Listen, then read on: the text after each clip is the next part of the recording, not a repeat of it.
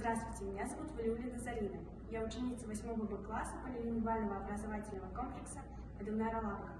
Сегодня я вам расскажу стихотворение Муса Джамиля «Чулочки». Их расстреляли на рассвете, когда еще белела мгла. Там были женщины и дети, и эта девочка была. Сперва велели всем раздеться, затем ко рву всем встать спиной. Но вдруг раздался голос детский, наивный, тихий и живой.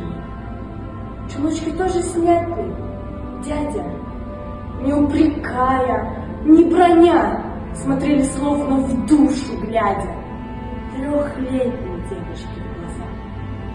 Чулочки тоже, и смятением эсэсовец объят. Рука сама собой мгновение опускает автомат. Он словно скован взглядом детским, и кажется, что в землю врос.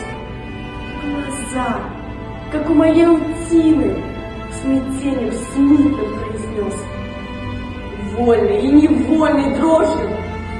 Нет, он убить ее не сможет.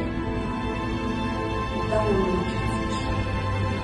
Упала девочка в чулочках. Снять не успела, не смогла. Солдат, солдат, что если дочка твоя? Вот здесь вот так было.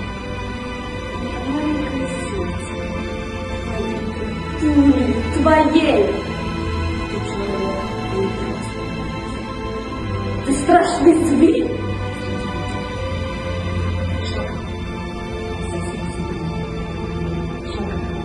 не поднимая глаз. Может, впервые эта дума в сознании отравленном зажглась.